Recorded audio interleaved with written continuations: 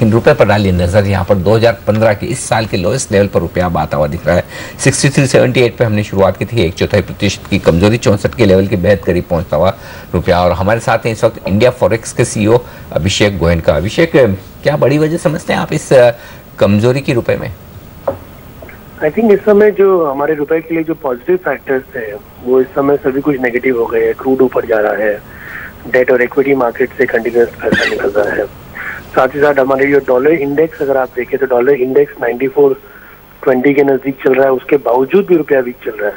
तो डेफिनेटली ये जो कंसिस्टेंटली जो इंडिया में नेगेटिव फैक्टर्स चल रहे हैं, जो मैट की आज जो टैक्स की इश्यूज आई है और डेट इक्विटी से पैसा निकल रहा है, क्रूड ऊपर जा रहा है, ये सब चीजें पहले फेवरेबल थी।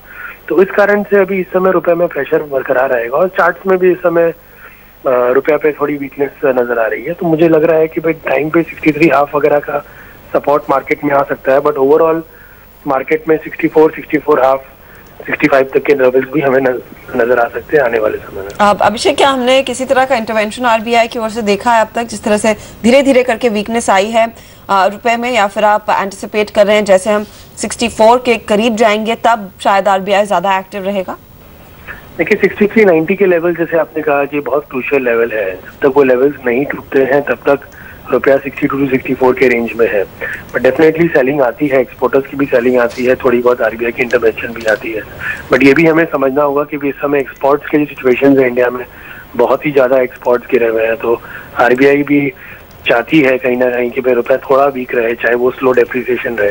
तो 64-65 के लेवल्स आएंगे तो हमारे एक्सपोर्टर्स को भी थोड़ी बेनिफिट रहेगी और थोड़ी फ्रीजर मिलेगी। तो आई डोंट थिंक कि वो बहुत ज्यादा रुपए को प्रोटेक्ट करेंगे। यस, इंट्राडे वोलेटिलिटी के लिए जरूर वो इंटरवेंशन करेंगे थोड़ा बहुत। इस बीच यहाँ पर बॉन्ड मार्केट का जो एक्शन फिर से काफी एक्टिव हुआ है, क्या उसका भी इम्पैक्ट करेंसी पर पड़ रहा है? क्योंकि हमने देखा है यील्ड्स में काफी ज्यादा हरकत देखने को मिली है पिछले 2-3 सत्रों में। नहीं, सही बात है, बिकॉज चारों तरफ अगर आप देखें जैसे डेट एंड इक्विटी मार्केट से पैसा निकल रहा है, बॉन्ड यील्ड्स भी बढ़ रहे हैं, तो डेफिनेटली उसकी इम्पैक्ट पड़ती है। तो ये सब एक साथ में ही नेगेटिविटी क्रिएट करती है मार्केट में, जिस कारण से रुपए में भी मोमेंटम है।